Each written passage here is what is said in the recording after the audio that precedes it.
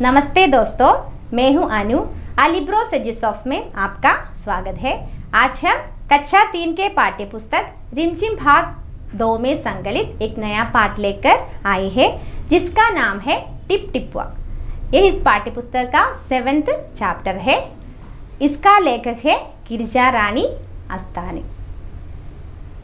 अच्छा बच्चों, आप लोग कहीं टिप टिप शब्द सुना है? हाँ, ज़रूर सुना होगा। हमारे यहाँ तेज़ बारिश होने से या कहीं से पानी गिरने से हम टिप टिप शब्द सुनते रहते हैं। अच्छा, आज हम टिप टिपुआ नामक कहानी पढ़ेंगे। एक पोता रोज़ सोने से पहले दादी से कहानी सुनता था। दादी रोज़ उसे कहानियाँ सुनाती। एक दिन लगातार बारिश होती गई। झोपड़ी में पानी टिप टिप शब्द से टपक रहा था, लेकिन पोता इस बात से अनजान था। उसे बिल्कुल पता भी नहीं था क्या हो रहा है। आज भी वह दादी की गोद में लेटा कहानी सुनने के लिए मचल रहा। बच्चा बार बार कहानी कहने के लिए बोल रहा है, लेकिन दादी माँ इस बात से परेशान है कि उसकी झोपड़ी में से पानी टपक रहा है। बुढ़िया पानी से परेशान है। बुढ़िया के मन में ये विचार था कि किस तरह इस पानी को रोका जाए। बुढ़िया इस बात से नाराज़ होकर बोली, अरे बचुआ, मैं कैसे कहानी सुनाऊं? मेरा सोच ये है कि इस टिप टिपुआ से कैसे बचूं। यहाँ दादी माँ टिप टिपुआ किसे कहा? टिप टिप गिरते पानी को कहा है। पोते को पता नहीं टिप टिपुआ क्या है। ये शेर बाघ से भी बड़ा होता है। दादी तो बार बार छत पर से टपकते हुए पानी पर जा रही थी। ये शेर बाघ से भी बड़ा होता है। दादी का ध्यान तो बार बार छत से टपकते हुए पानी पर जा रही थी। दादी माँ परेशान होकर बोली, हाँ बच्चा, ना तो शेर का डर ना ही बाघ का डर, मुझे तो सिर्फ टिप टिपुआ का डर लग रहा है। दादी माँ को लग रहा था अभी घर में पानी भर जाएगा। जहाँ पर दादी और पोता बात कर रहा था, उसी झोपड़ी के पीछे एक बाघ छुपकर बैठा था। ये भी बाहर पानी से बहुत परेशान था। बुढ़िया की बात सुनते ही वह और डर गया। बुढ़िया ने क्या कहा? मुझे तो बाघ या शेर का डर नहीं लग रहा था, मुझे तो पानी का डर लग रहा है। बुढ़िया की बात सुनकर बाघ और घबरा गई, क्योंकि वह पहले से ही बारिश से परेशान था।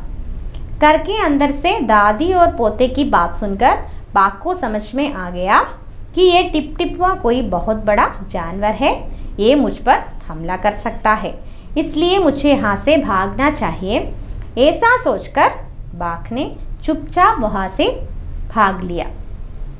उसी गांव में एक धोबी भी रहता था। पूरा गांव में बारिश हो रही थी, इसलिए वह भी बारिश से परेशान था।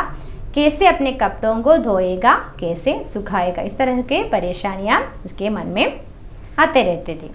उसको एक और परेशानी भी आया। सुबह से उसका गधा भी गायब था। पत्नी की बात सुनकर धोबी ने गांव के पंडित जी के पास गया, क्योंकि पंडित जी ज्ञानी है, यानी योग्य एवं समझदार है। धोबी अपना मोटा लठ उठाकर, लठ यानी मोटे स्टिक उठाकर पंडित जी के घर की तरफ चल पड़ा। यहाँ पंडित जी भी बारिश से परेशान थे। पंडित जी के घर में भी पानी टपक रहा था।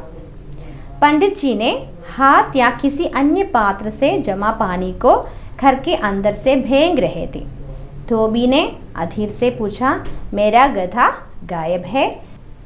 आपके पास छोटे पन्ने का पुस्तक होती है ना, उसको पढ़कर बताए कि वह कहाँ है। पंडित जी भी बार बार पानी को निकालते निकालते थक गए थे।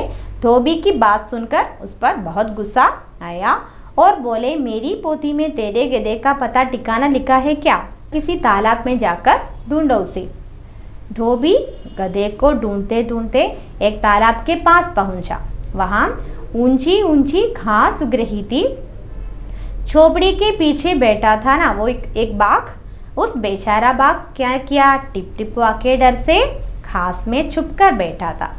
धोबी ने उसे गधा समझकर बिना सोचे समझे बाघ की पिटाई करना शुरू कर दिया। धोबी ने उसे गधा समझकर उसकी पिटाई करना शुरू कर दी। बाघ को यह समझ में नहीं आ रहा है कि क्या हो रहा है। बाघ ने सोचा कि यही टिपटिपवा है, इसने मुझे ढूंढ लिया है। अब अगर मुझे मेरी जान बचानी है तो ये जो काम मुझे बोले वह काम चुपचाप करना चाहिए। धोबी ने कहा, आज मैं तेरी हालत खराब कर दूंगा। उसे कान पकड़कर खींचता हुआ घर की तरफ चल दिया। वह तो बहुत ज़्यादा डरा हुआ था। उसे लगा कि ये टिपटिपवा है। धोबी ने पीछे मुड़कर देखा ही नहीं कि ये गधा या बाघ है। बाघ को खूंटे से बांध दिया और धोबी ने घर में सो गया।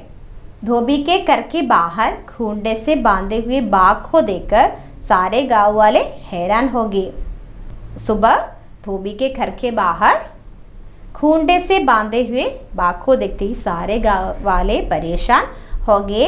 सब लोग ये सोचा कि धोबी ने यहाँ बाघ को क्यों बांध दिया। यहाँ घूंटा शब्द का अर्थ है जिसमें गाय, भैंस आदि की रस्सी बांधी जाती है। बच्चों, सबको ये कहानी पसंद आई? अच्छा, अगले क्लास में हम एक नया पाठ लेकर आएंगे। अगर तुम्हें कोई डाउट है तो नीचे दिए हुए मेल बॉक्स में हमें ज़रूर मैसेज भेज देना। धन्यवाद।